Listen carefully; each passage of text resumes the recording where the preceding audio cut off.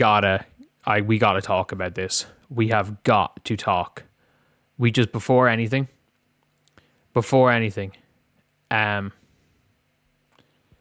gotta talk about the one player of all it's the only hardship player that I want on the team next year.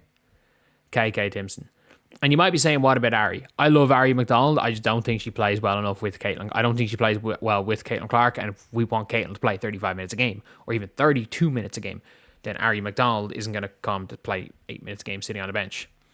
It's like the Wheeler situation where sometimes you got to just let them go. Let them shine elsewhere, because Wheeler was never going to do what she's doing right now in Indiana with Caitlin Clark. She was never going to do what she was doing right now with Caitlin Clark. But for me, Ariel Powers is the player that I think is genuinely an unbelievable fit when Caitlin comes back. She is somebody that is she's genuinely somebody that the effort and intensity that she's playing with, the Fever needs. She is, for lack of a better word, a fucking dog. Like, I love it. I want somebody that's going to match Caitlin Clark's energy. And yes, with Ariel Powers, you take the good with the bad. Yes, Ariel Powers was out of the league. She plays with fire. And I mean this when I say this. Ariel Powers, if she was done. If the Fever did not pick her up, she was never going to play another minute in the WNBA. She was done. And she gets to the place that she wanted to get to.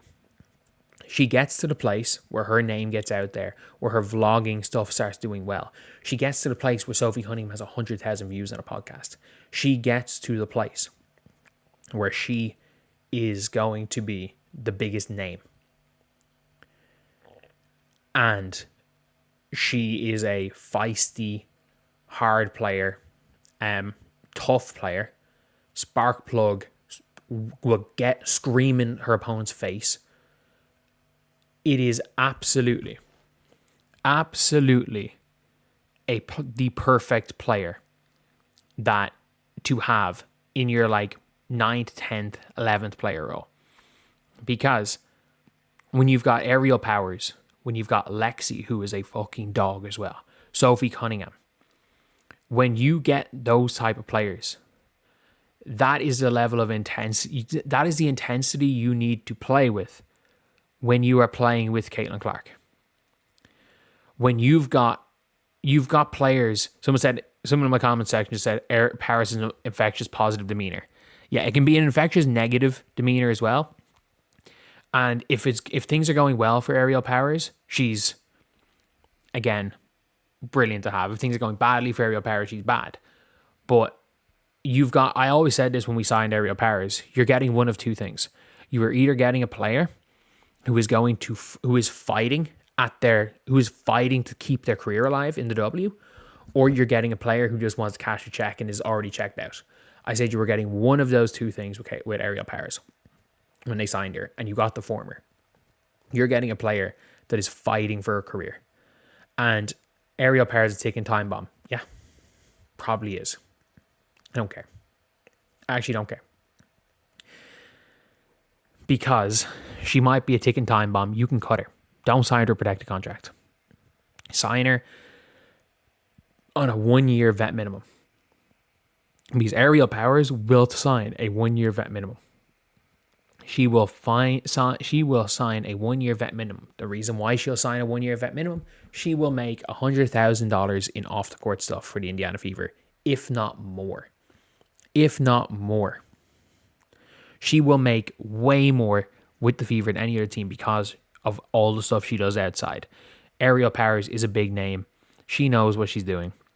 And she's somebody that, you can see it with Sophie Cunningham. The fans gravitate towards, this is going to be Caitlin's enforcer. These are the players that are hard-nosed. They dive, like Lexi Hull with her face broken, like all those things going viral. And Ariel Powers, of those three players in actual basketball, Sophie Cunningham's and Ariel Powers are probably 50-50 to start a fight. But in terms of hustle plays, Ariel Powers is right up there. Is right up there with them. And for the Fever, you're going to have to keep things really, really kind of cheap in a lot of situations, because someone in my chat said someone's going to pay Lexi close to the max. Yes, they might have to max a restricted free agency offer for Lexi Hull, which is way more than Lexi Hull's worth, because teams with cap space might pay Lexi Hull too much. So you have to match that contract. So then you have to use that money wisely. And like, you can get you're going to get Sophie close to a vet minimum, because she'll play for close to a vet minimum. She did it last year. She took a team friendly contract, and she's going to do it again. Sophie, Ariel Powers, Lexi. That is your like dogs on the wing sorted. And you bring back Kelsey. You don't need to improve on the wing. You don't. You get Caitlin Clark. You get a legit backup who's able to go, who will pass the ball to Caitlin. And like, you overpay that backup. You go to Julie Allemond, who is the perfect backup point guard for the Fever, by the way, if she's willing to play. Julie Allemond is perfect, because when Caitlin's on the floor, she'll get the ball to Caitlin. She actually just runs the show. So if you go and get Julie Allemond at the one to back up Caitlin, who is just perfect fit. Is she as good as Ari McDonald? Maybe, maybe not, but she just fits better. You keep Lexi, you keep Ariel, you keep Sophie, you keep Kate, you keep Kelsey Mitchell. That's your wings. You're good. You're good.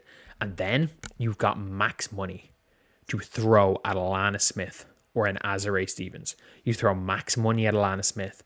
You throw max money at Jess Shepherd off the bench. She'll probably take max money. You have the money to do that. And suddenly you've got a team where it's like, you've got the post scoring off the bench in Shepherd. You've got your spacing in, heck, Alana Smith, Jess Shepherd worked. You get your spacing in Alana Smith and Aaliyah Boston, because they can both kind of shoot. You've got dogs on the wing. You've got athletes you've got either bruisers or athletes to run. As even Azare beside Jess Shepherd works, or Azare beside Leah Boston works. And then maybe you go in the draft and you draft a Hannah Stuelke as a track star at the 4. Like, that is a winning roster. It's dogs, it's athletic, they run, they play defense, they want to be there, and they want to outwork you. And there are a lot of players that will do the dirty work so that Caitlin and Kelsey Mitchell don't have to. So that they don't have to do all the dirty work. You got players, you got defense, you got players that will cover them for their lapses in that end, so that they can focus more on then getting their buckets. And all of a sudden, you're looking at a team that's a good defensive team that can be a good offensive or a really good defensive team as a system. You've got players that are good second line defenders for when Caitlin and Kelsey inevitably get beaten. And then you've got fucking dogs there on the wing who will play for cheap. That's the biggest thing. She will play for cheap. She will play for cheap. We know she'll play for cheap. Like, she's playing on a literal vet minimum. She was out of the league. She's playing for a career. She's basically making no money right now, and she's playing for a fucking career. Like, yeah, that is pretty much it, lads. So that is the video. I'll see you guys.